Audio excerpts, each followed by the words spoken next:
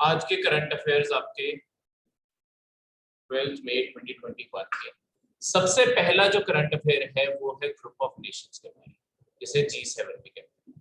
तो बेसिकली आपके यूके इस बार ही होस्टिंग है। देखो होता कि जितने भी ग्रुप्स होते हैं ना, जैसे इंडिया G20 का पार्ट है, इंडिया G7 का पार्ट नहीं है, इंडिया G20 का पार्ट है। इन सारे ग्रुपिंग्स में होता क्या है, ये इनका कोई फिक्स हेडक्वार्टर नहीं होता। इनकी ना हर साल जो सीट होती है, सीट का मतलब है जो हेड करेगा, वो हर साल अपने मेंबर्स में शफल होती रहती है। लास्ट ईयर G7 का हेड आपका यूएसए था, इस साल आपका G7 का चेयर मतलब यूके है। ठीक है, जैसे लास्ट ईयर G20 जिसके ऊपर क्वेश्चन भी आया था, उसका हेड था सऊदी अरेबिया।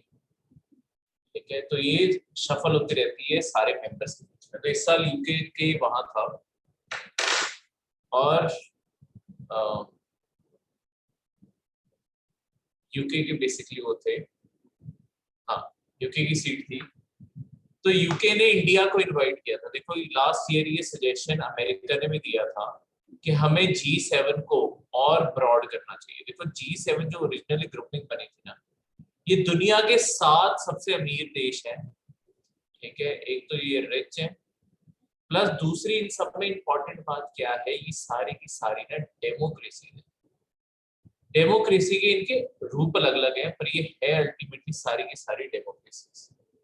तो यहाँ पे लास्ट ईयर डोनाल्ड ट्रंप, तब यूएसए में डोनाल्ड ट्रंप थे, तो उन्होंने सजेस्ट किया था कि हमें और कंट्रीज जैसे इंडिया, रशिया, ऑस्ट्रेलिया, इन कंट्रीज जैसे को भी लिंक करने की जरूरत है, ताकि हम इस डेमोक्रेसी की ग्रुपिंग को और स्ट्रॉन्ग बना सकें। ये एक तरह से एंटी चाइना ग्रुपिंग की तरफ जा रही है धीरे धीरे। ठीक है, क्योंकि चाइना को टक्कर देने के लिए सारी डेमोक्रेसी धीरे धीरे इकट्ठी होती जा रही है। तो ये चीज साफ दिख रही है, ये इंटरनेशनल पॉलिटिक्स में एक साथ दिख रहा है कि एक कोल्ड वॉर, कम्युनिज्म और डेमोक्रेसी के बीच में कोल्ड वॉर शुरू होने वाली है। बस अब फर्क कोल्ड वॉर में ये है कि अब सारी डेमोक्रेसी एक साइड है और आपकी कम्युनिस्ट नेशन जो है वो एक साइड। ठीक है, क्लियर है? तो ये चीज, तो आपके G7 एक इंटर गवर्नमेंटल ऑर्गेनाइजेशन है जिसके इस टाइम मेंबर्स हैं। देखो आपकी कंट्रीज पूछी जा सकती है, लास्ट ईयर आपके G7 की कंट्रीज पूछी गई थी। ठीक है, कनाडा, यूएसए, आपका ये आयरलैंड, यूके, आयरलैंड सॉरी इसका मेंबर नहीं है, इसका ऑब्जर्विंग मेंबर है, तभी उसका रंग अलग है, सॉरी ब्लू वाले मेंबर है। तो यहाँ से मैं नाम पढ़ देता हूँ। तो कनाडा हो गया आपका, फ्रांस हो गया आपका, ये ब्लू वाले मेंबर है। जर्मनी हो गया आपका, इटली हो गया आपका नीचे, उसके बाद जापान हो गया आपका, उसके बाद यूके हो गया। ठीक है, ये जो ब्लू वाले मेंबर्स हैं जो काइन कलर में बनाए हुए हैं, ये बेसिकली आपके ऑब्जर्विंग मेंबर्स हैं जो आगे पोटेंशियली मतलब ये मीटिंग्स अटेंड करते रहते हैं। ठीक है, पर इसे इस ग्रुपिंग को आगे एक्सपैंड करने का सोचा जा रहा है। देखो ओरिजिनली ये ग्रुपिंग वैसे इतनी भी नहीं थी, ओरिजिनली ये ग्रुपिंग G8 थी। रशिया भी इसका मेंबर होता था, पर हुआ क्या, जब रशिया ने, ये नीचे ये देश है यूक्रेन, यूक्रेन पे हमला कर दिया, ठीक है, उसके बाद इन सब ने मिलके रशिया को इस ग्रुपिंग से निकाल दिया। तो उसके बाद ये G7 हो गया। तो ओरिजिनली वैसे ही G8 था। तो ये सारे जो देश हैं 58% of the global net wealth को रिप्रेजेंट करते हैं, 46% जीडीपी को रिप्रेजेंट करते हैं। ठीक है, अब ये जो सारे देश हैं इनमें से 3 देश कॉन्स्टिट्यूशनल मोनार्कीज हैं। अब कॉन्स्टिट्यूशनल मोनार्की का क्या मतलब होता है? देखो मैंने आपको भी बताया कि डेमोक्रेसी है ये सारी, पर इनकी ना डेमोक्रेसीज में आपस में फर्क है। अभी क्या फर्क है मैं वो बताता हूँ।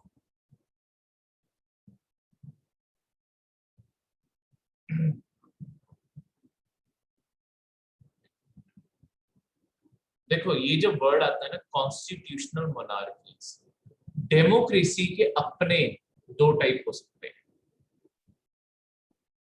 नीचे तो देखो, डेमोक्रेसी के अपने दो टाइप्स होते हैं।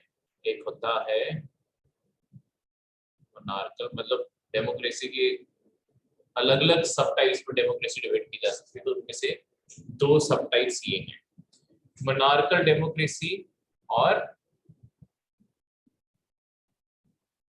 Republican democracy. ये मोनार्कल डेमोक्रेसी को ही, हाँ जी जब तक कुछ बोलना चाहते थे सर, ये वही होती है ना सर जिसमें एक मोनार्च ऑर्गेनाइज मतलब गवर्नमेंट से, कॉन्स्टिट्यूशनल गवर्नमेंट से सर पावर शेयर करता है।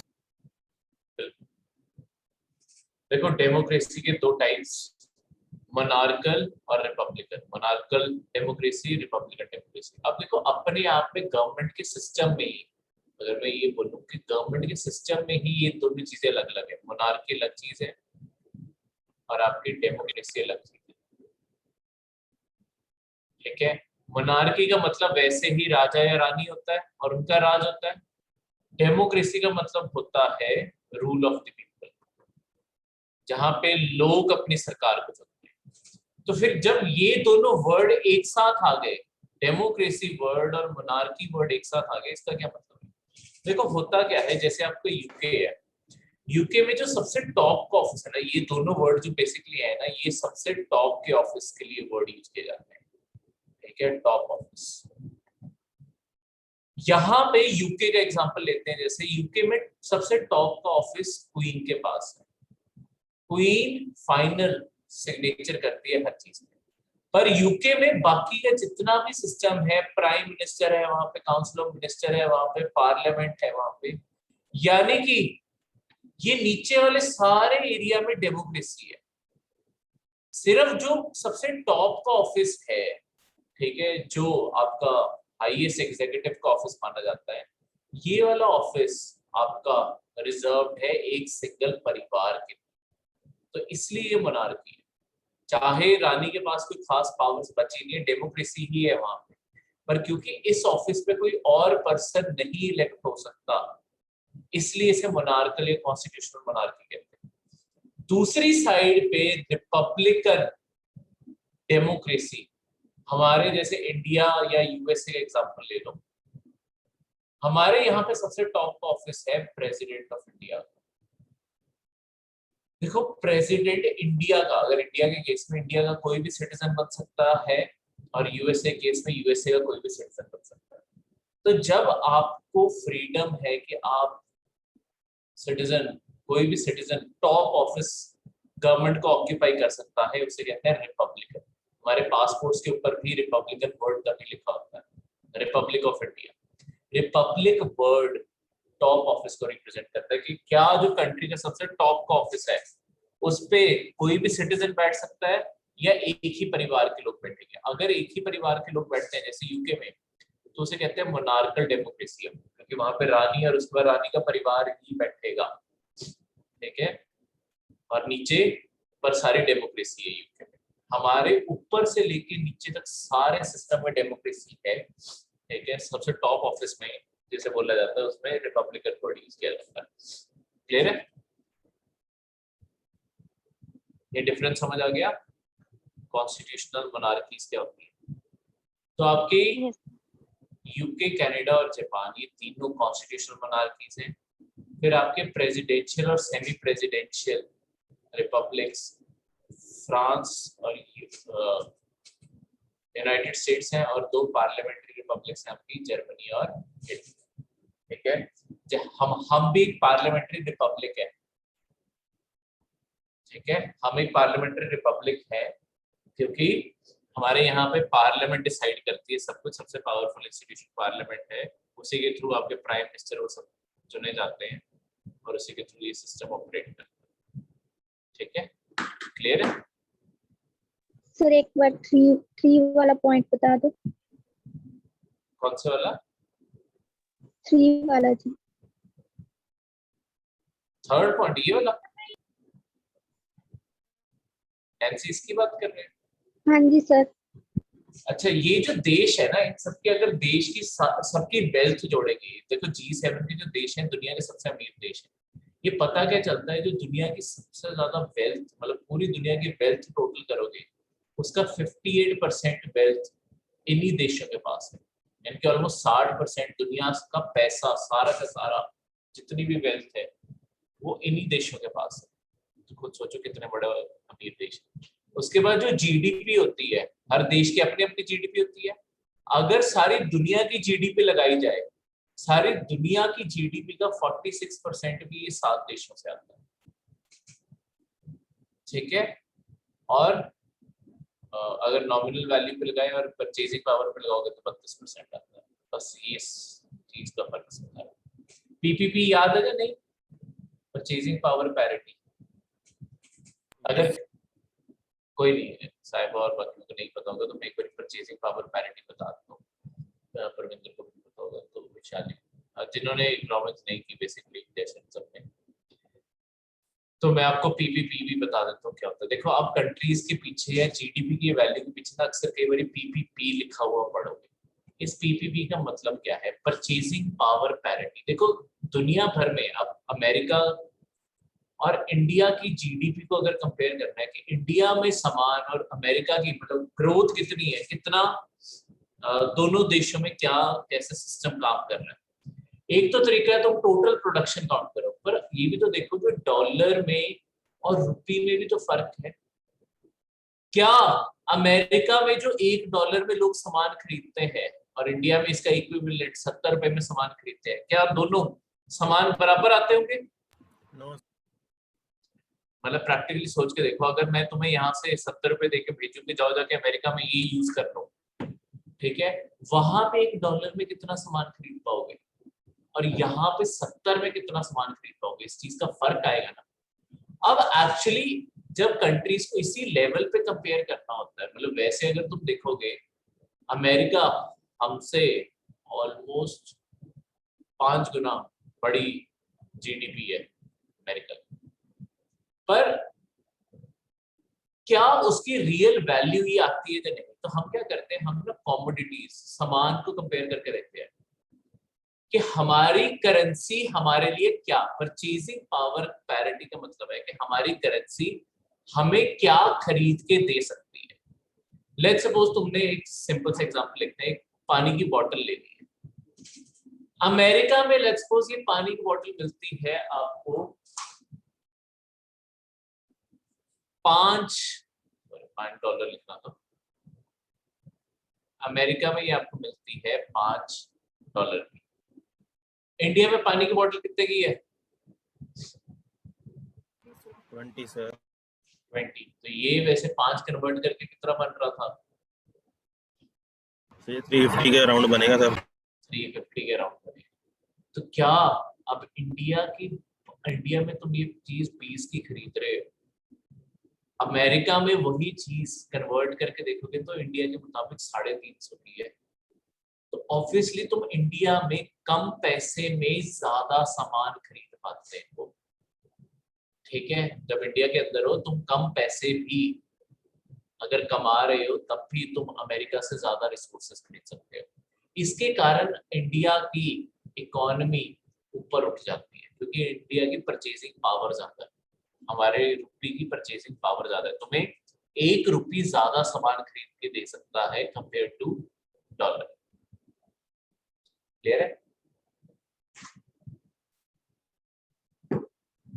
मतलब ऐसा तो अमेरिका की उससे भी ऊपर उठ जाती है क्योंकि अमेरिका की इकोनॉमी बहुत बड़ी है, पर सिर्फ एक बेसिक एग्जांपल के लिए इस तरीके से परचेजिंग पावर समझ आ गई क्या होती है, मतलब बेसिक आइडिया लग गया परचेजिंग पावर का। ऑब्वियसली इन डेप्थ टॉपिक है तो।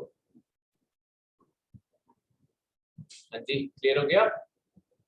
किसी को अभी कोई भी छोटा मोटा डाउट हो प्लीज पूछ लो। परविंदर, साहिबा, जशन, गुरप्रीत, गोपाल, नाम नहीं क्लियर। सर फोर्थ वाला पॉइंट भी एक बार दस दो, मैंने इस वाले करंट पिछले वाली में डाउट थी। अच्छा ठीक है। फोर्थ वाला पॉइंट बेसिकली क्या है, जो आपका ना आईएमएफ है, इसमें यही लिखा है कि आईएमएफ जो इंटरनेशनल मॉनेटरी फंड, एक ऑर्गेनाइजेशन है ना, इंटरनेशनल मॉनेटरी फंड,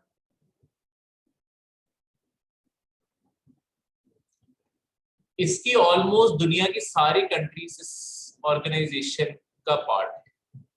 तो दुनिया की 7 सबसे बड़ी जो कंट्रीज जो आईएमएफ मतलब पैसे के मामले में आईएमएफ की जो सबसे 7 बड़ी कंट्रीज हैं वो भी यही 7, ठीक है, क्लियर है। मतलब इससे इनडायरेक्टली इस पूरी लाइन का ये मतलब है कि ये उसमें भी सबसे अमीर देशों में माने जाते हैं आईएमएफ के।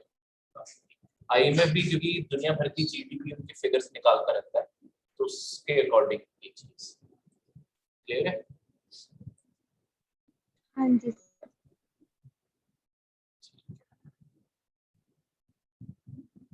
तो अब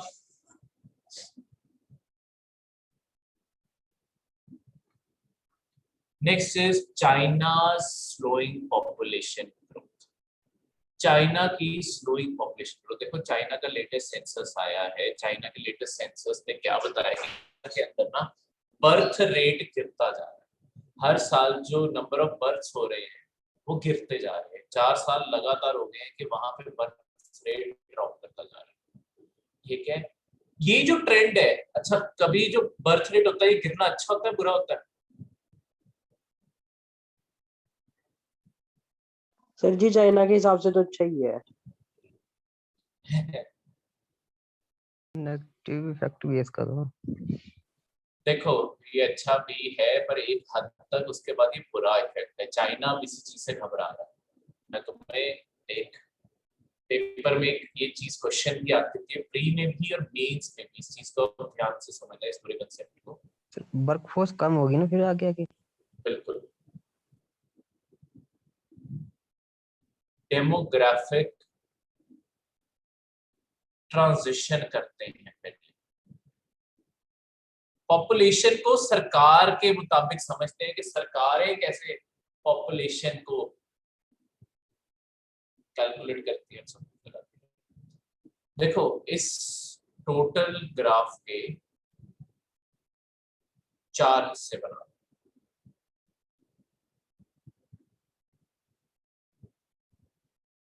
ठीक है, ये ओपन ही छोड़ दो बस, ठीक है, और तुम्हें बनाने की जरूरत है, बस समझ लो अभी के लिए। देखो हर कंट्री ना अपने पूरी लाइफ मतलब पूरी कंट्री जब भी ग्रो करेगी, ग्रोथ होगी, वो ऑलमोस्ट 4 फेसेस से निकलती है, ठीक है। अब तो आजकल 5वां फेस भी आने लग गया है, वो मैं चलो तुम्हें एंड में बता दूंगा, ये छोटा सा बना दूंगा, ठीक है। आजकल 5th फेस भी आने लग गया है कंट्रीज में, तो अनिवन बन गया। देखो अब हर कंट्री में क्या होता है, 2 फिगर्स होती है। एक होता है कंट्री का बर्थ रेट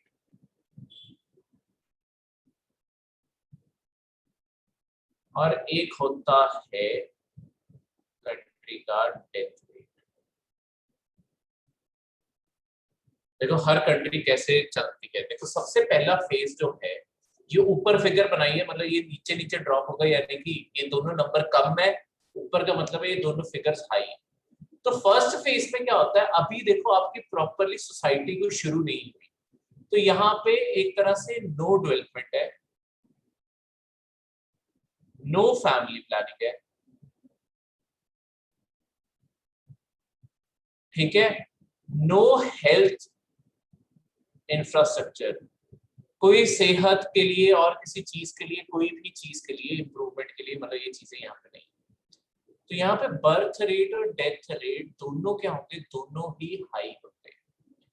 बर्थ रेट भी हाई और डेथ रेट भी हाई।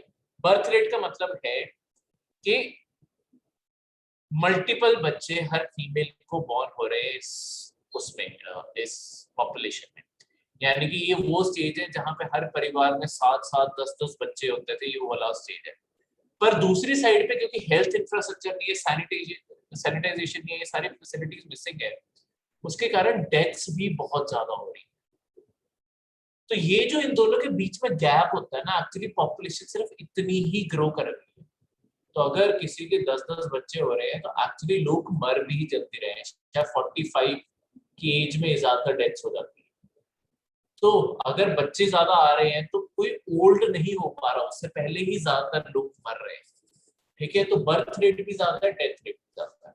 फिर धीरे धीरे क्या होता है, अब कंट्री के अंदर धीरे धीरे डेवलपमेंट आने लगती है, ठीक है। फैमिली प्लानिंग अभी भी मिसिंग है, हेल्थ इंफ्रास्ट्रक्चर स्मॉल या माइन्यूट बस अभी शुरू ही हुआ है। उसके कारण क्या होगा, अब देखो जैसे जैसे तुम सैनिटाइजेशन और हेल्थ इंफ्रास्ट्रक्चर अपना बढ़ाना शुरू करोगे, ये डेथ रेट ना धीरे धीरे नीचे आने लग जाएगा, क्योंकि अब जो मौतें तुम अवॉइड कर सकते थे वो अवॉइड कर लगी, पर बिकॉज अभी फैमिली प्लानिंग मिसिंग है, बच्चे अभी भी लोग वही 7-10 ऐसे ही करी जा रहे हैं। तो अब देखो पॉपुलेशन में बूम आ गया, पॉपुलेशन अचानक बहुत बढ़नी शुरू हुई, ये बीच वाला गैप होता है जो पॉपुलेशन है, अब यानी कि बहुत ज्यादा पॉपुलेशन ग्रो करनी शुरू हुई। अब इसके आगे और फैसिलिटीज इंप्रूव होती है तो डेथ रेट सडनली बहुत ज्यादा ड्रॉप मार के स्टेबल लेवल पे आ जाता है, जब आपका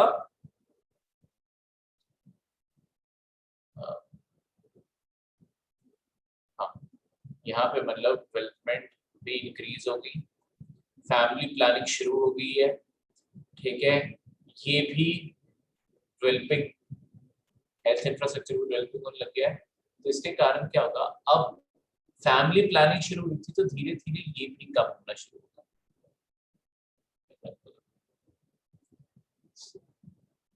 तो धीरे धीरे ये भी कम होना शुरू होगा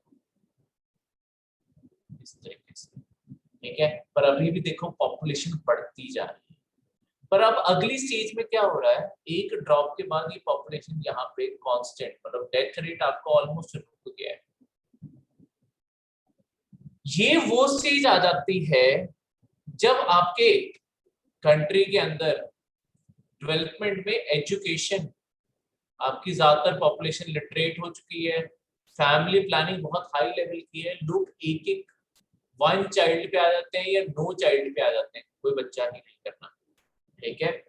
इससे क्या होता है, जब तुम सिंगल चाइल्ड करोगे, देखो आपकी ना एक चीज बोली जाती है पॉपुलेशन में, एक चीज होती है रिप्लेसमेंट रेट। रिप्लेसमेंट रेट का क्या मतलब है, आपने सरकार की वो सुनी होगी, हम दो हमारे दो, ये एक्चुअली रिप्लेसमेंट रेट की डेफिनेशन से आता है कि अगर 2 एडल्ट्स कल बुजुर्ग हो रहे हैं, ओल्ड हो रहे हैं, तो अगर ये कल बुजुर्ग हो जाएंगे, ऑब्वियसली ना ये एक्टिवली काम कर पाएंगे, ना टैक्सेस भर पाएंगे, तो एक तरह से ये बर्डन है ना ये लोग। तो ये जो यंग लोग हैं ये इन्हें रिप्लेस कर जाए एज अ वर्कफोर्स, यानी कि ये कमाने लग जाएंगे। पर जब कमाने वाला आपकी इकोनॉमी में एक बचा, उसके ऊपर ऑब्वियसली बर्डन बढ़ जाएगा ना, या कोई भी नहीं बचा तो सरकार के ऊपर बर्डन बढ़ जाएगा इन बुजुर्ग लोगों का ध्यान रखने का।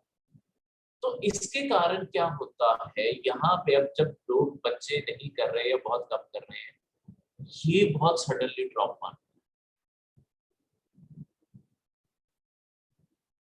ठीक है। तो यहाँ पे आपकी पॉपुलेशन, चाइना इस फेज में आ चुका है, चाइना ये बहुत ही ट्रबलसम फेस है। अब होगा क्या, तुम्हारे पुराने जो बुजुर्ग होते जा रहे हैं वो तो बहुत साल जिंदा रह रहे हैं, 80-90 साल, पर खुद बताओ आपके घर पे ग्रैंड पेरेंट्स होंगे 70+, 80+ जो है, मतलब चलो 70+ में लगा लो, क्या उनके पास उतनी एनर्जी है जितनी तुम्हारे पास है अगर तुम इकोनॉमी में काम करने जाओ? नहीं है ना। No sir.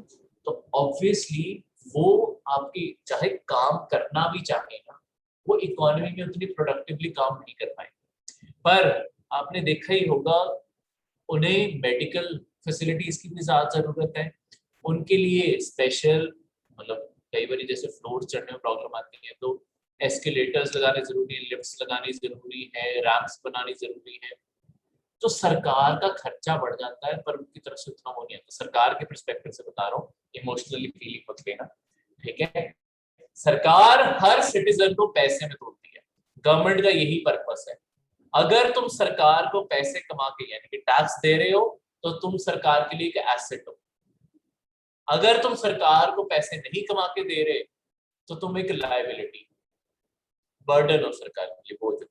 तो एक्चुअली उस एज में एक तो क्या कहते हैं, जो पहले 15 साल है 0 to 15 ईयर्स वाले जो बच्चे हैं, और उसके बाद जो 60 प्लस हो जाते हैं, सरकार तो 60 प्लस सबको, जो सीनियर सिटीजन जिन्हें बोलने लग जाते हैं, तो सरकार 60 प्लस को एज अ बर्डन ही दोबारा कंसीडर करती है। तो 0 to 15, उसके बाद वैसे तो 64 होता है, 64 लगा लो क्योंकि मैंने आगे डेफिनेशन पढ़ानी है। 64 ऑनवर्ड्स जो भी पर्सन होगा वो सरकार के लिए बर्डन है, ठीक है।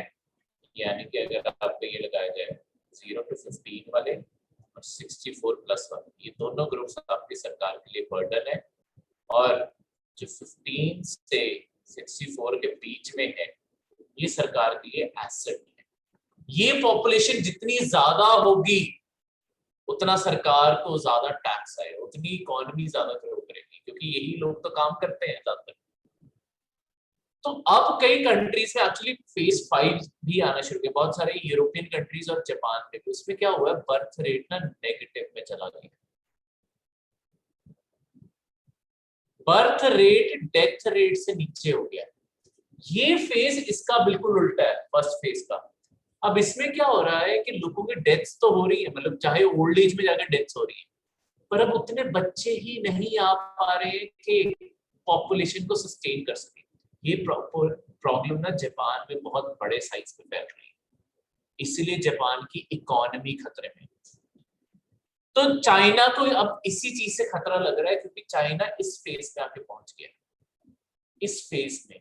तो आने वाले टाइम पे ये जो एसिड पॉपुलेशन है ये चाइना की अब गिरती जाएगी। ये गिरते गए, ज्यादातर लोग अगर 60 प्लस होते गए तो ऑब्वियसली चाइना की प्रोडक्टिविटी गिरती जाएगी, तो अपने आप ये सारी की सारी प्रॉब्लम है। अब ये चाइना में प्रॉब्लम आई क्यों है, ये सारा समझ आ गया ना, डेमोग्राफिक ट्रांजिशन काम कैसे करता है। हाँ जी जतिन। सर इंडिया की भी डेमोग्राफिक डिविडेंड यही है सर, 15 to 64। हाँ हाँ यही है, मतलब मैं आपको तभी मैंने डेफिनेशन में मैंने ये कर दिया। बट सर इंडिया में तो सर ये है ना कि रिटायरमेंट एज सर लाइक पहले 60 थी, अब 58 कर दिया सर, तो सर 64 तक कैसे है सर फिर ये?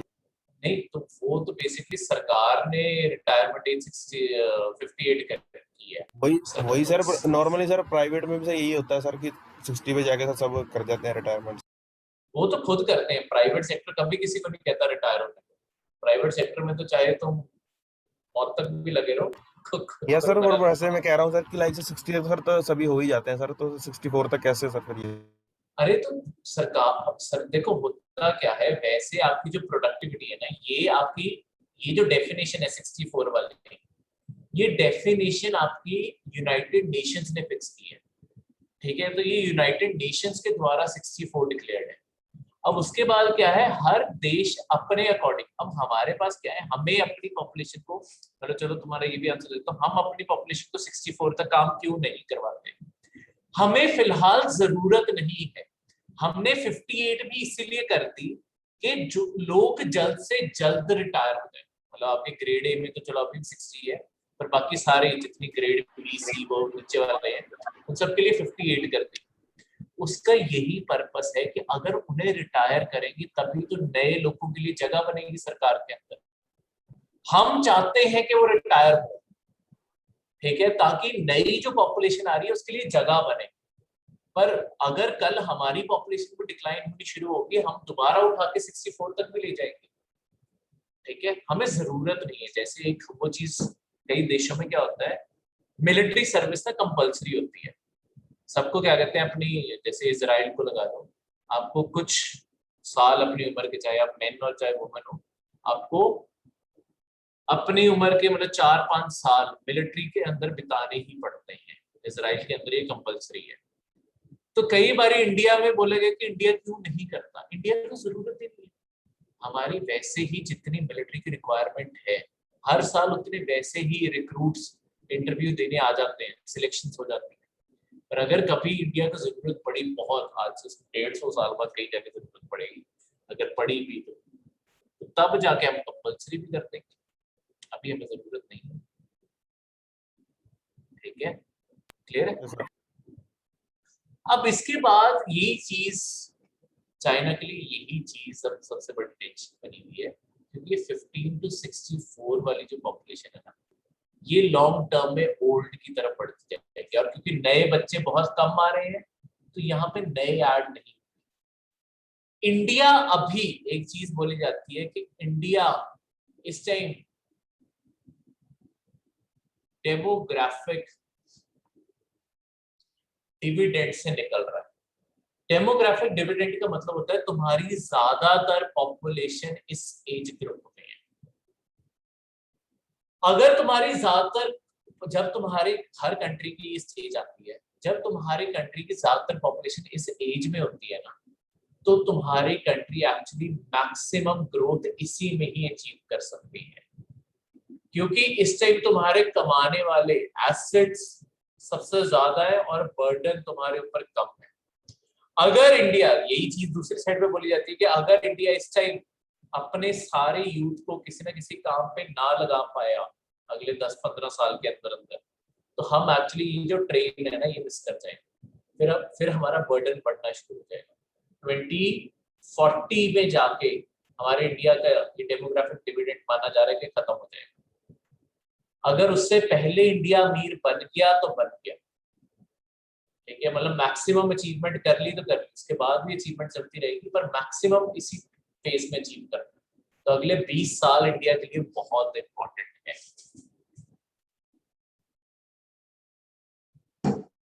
कई सर्वेस 2040 बोलते हैं, कई 2045 बोलते हैं, तो चलो 5 साल की ऊपर नीचे एग्जैक्ट कैलकुलेशन नहीं हो पाती होती, ठीक है। तो ये आपका डेमोग्राफिक डिविडेंड, ये सारी चीजें यहाँ पे लिखी है। इसके बाद एक चीज होती है पॉपुलेशन पिरामिड, इसके ऊपर भी क्वेश्चन आया था, मैं इसके बारे में भी आपको बता दूं।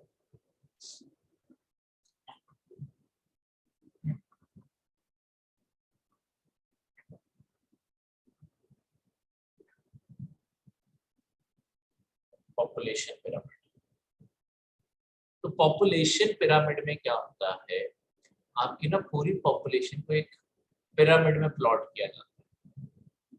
इससे भी पता चल जाता है कि आपकी पॉपुलेशन किस ग्राफ में जा रही है। देखो, एक साइड पे जितने भी मेन की पॉपुलेशन है और एक साइड पे जितने भी वुमेन है, उन सबको प्लॉट किया जाएगा। अलग अलग एज ग्रुप बना दिए जाते हैं इस ग्राफ में।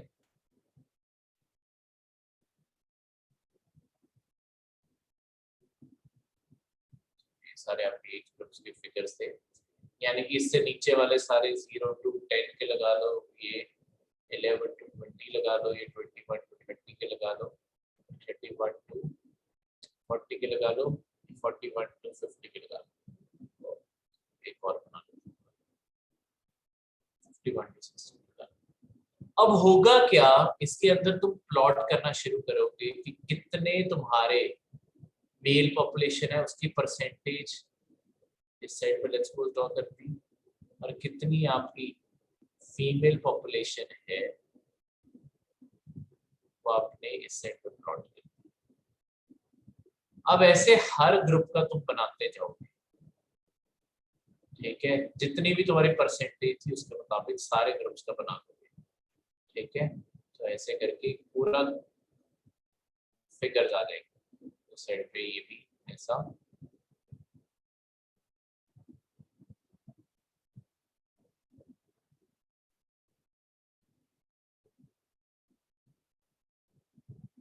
अब इससे क्या कंपैरिजन होता है, जब तुम हर एज ग्रुप को पॉपुलेशन से प्लॉट कर देते हो। देखो खुद देख के बताओ, इस ग्रुप में लगाते हैं, चलो ये जो है ग्रुप 41 to 50 वाला, ये वाला ग्रुप जो है, इसमें आपकी मेल पॉपुलेशन ज्यादा है या फीमेल पॉपुलेशन ज्यादा है percentage? Female sir. Female population ज्यादा, फीमेल से। ठीक है। वही मैं बोलूं आपके 11 to 20 वाली पॉपुलेशन में कौन ज्यादा है? मेल्स। मेल ज्यादा, ठीक है। तो इससे ये सारा कंपैरिजन हो जाता है। प्लस अगर तुम्हारी पॉपुलेशन में कितने बुजुर्ग हैं, कितने यंग है, अगर तुम्हारे यंग ज्यादा होंगे पिरामिड सीधा बन जाएगा। अगर तुम्हारे बुजुर्ग ज्यादा है तुम्हारी पॉपुलेशन में, तो ये पिरामिड उल्टा हो जाता है, यानी कि क्योंकि यहाँ पे ऊपर ब्रॉड हो जाएगा और नीचे बहुत थिन होगा। जो अब चाइना के साथ हो रहा है, जापान के साथ हो रहा है, उसमें यही प्रॉब्लम है कि बुजुर्ग ज्यादा है, क्योंकि लोग लंबी उम्र तक रह रहे हैं। जापान में आम लोग 90+ रह लेते हैं क्योंकि उनकी हेल्थ इंफ्रास्ट्रक्चर, सैनिटाइजेशन, हर चीज बहुत बेटर है। पर क्योंकि नई पॉपुलेशन बहुत कम आ रही है तो वो यहाँ पे बहुत छोटा हो जाता है। तो ये चीज इंडिया जो डेमोग्राफिक डिविडेंड वाला होता है वो सेंटर से बल्ज खाता होता है, क्योंकि ऊपर वाला बर्डन भी कम है, नीचे भी अब पॉपुलेशन धीरे धीरे डिक्लाइन हो रही है। पर ये जो सेंटर वाला ग्रुप है जिससे कमा के देने पैसे, ये मैक्सिमम हो गया, ये वाला ग्रुप मैक्सिमम हो गया ना इसमें। तो जब इसके अकॉर्डिंग इसमें ऊपर और बड़ा ग्राफ बनेगा तो इसके मुताबिक ये मैक्सिमम हो गया, तो यहाँ से ऐसे बल्ज खा जाएगा, इसे कहते हैं बल्ज। इंडिया का अगर पॉपुलेशन पिरामिड बनेगा वो एक बल्ज शेप। आपको पेपर में डायरेक्ट ये भी क्वेश्चन आ सकते हैं कि पॉपुलेशन या एज ग्राफ पिरामिड इसे जो कहते हैं, एज सेक्स पिरामिड के पॉपुलेशन पिरामिड या एज सेक्स पिरामिड, यहाँ ऊपर दोनों नाम लिखे हैं, एज जेंडर या एज सेक्स के नाम से आ सकता है। पॉपुलेशन पिरामिड किसी भी टाइप से आया, एक चीज याद रखना कि अगर आपको ना ये शेप दी जा सकती है कि एक अपर राइट शेप में पिरामिड है, इसका क्या मतलब है? क्या मतलब होगा अगर अपराइट, इसे अपराइट कहते हैं, अपराइट शेप में पिरामिड है पॉपुलेशन का, तो ये क्या सिग्निफाई करता है? सर डिपेंडेंट्स कम होंगे सर, जो इकोनॉमी को सपोर्ट करने वाले वो ज्यादा होंगे। नहीं, डिपेंडेंट्स कम कैसे होंगे? ऊपर वाले क्योंकि डिपेंडेंट्स ज्यादा कम है, पर ओके सर, ये आपका अभी ट्रांजिशन 1 वाली स्टेज है जहां पे यंग बहुत ज्यादा है, ओल्ड बहुत कम बच रहे हैं। इसका बिल्कुल उल्टा इन्वर्टेड पिरामिड है, तो यहाँ पे यंग बहुत कम है, ओल्ड बहुत ज्यादा है। ओके डिपेंडेंट्स अगर कम होंगे तो वो ऊपर, ठीक है सर। डिपेंडेंट दोनों ही है, बच्चे भी तो डिपेंडेंट है पहले हाँ जी। 15 साल। अब ऐसा तो है नहीं कि बच्चा पैदा हुआ उसे बोलो कि जाओ बेटा जाके काम पे लगो, आगे और दुनिया में खर्चा उठाओ अपना, ठीक है? तो पहले 15 साल के एजुकेशन, हर चीज पे कम से कम 15, मतलब 14 साल तो हमारे कॉन्स्टिट्यूशन भी बोलता है। तो एजुकेशन, ये सारी चीजें हम जो वो होता है उसे कहते हैं बल्ज, जो ऐसी शेप का दिखेगा इसे कहते हैं बल्ज, नीचे से भी ऊपर से भी। ये बल्ज हो गया, आपके सेंटर से बल्ज आ गया। ये होता है कि यहाँ पे डेमोग्राफिक ट्रांजिशन से निकल रहा है। तो आपको ये डायरेक्ट क्वेश्चन आ सकते हैं, इसके मैंने एक्सप्लेन किया। ये आपके इंडियन सोसाइटी में की बुक में भी दिया हुआ है और ज्योग्राफी की बुक में, ज्योग्राफी एनसीईआरटी में भी करेंगे, पर यहाँ पे भी बताऊंगा। आपके इंडियन सोसाइटी के नोट्स में तो बहुत ही डिटेल में है, क्योंकि इसके ऊपर प्री और मेन दोनों में क्वेश्चन आए हैं, और ये वैसे भी तुम कभी भी अपने एसे और ये सारी चीजों में यूज कर सकते हैं।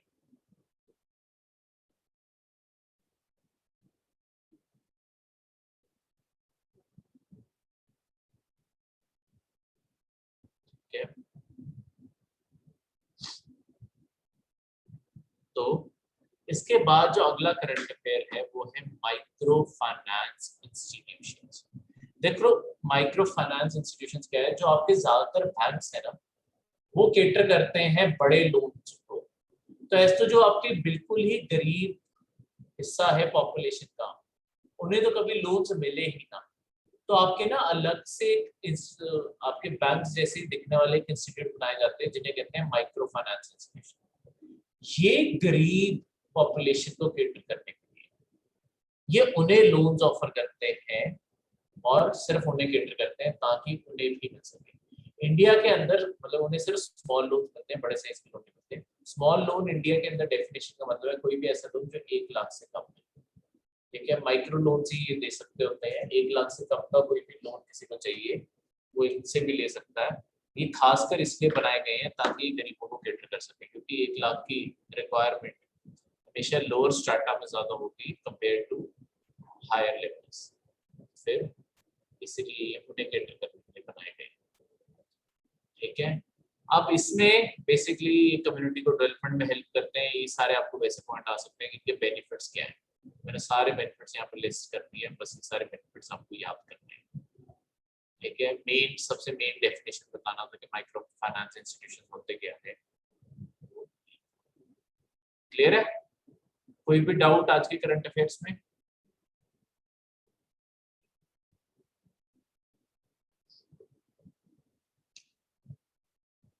नहीं, तो ये थे आपके आज के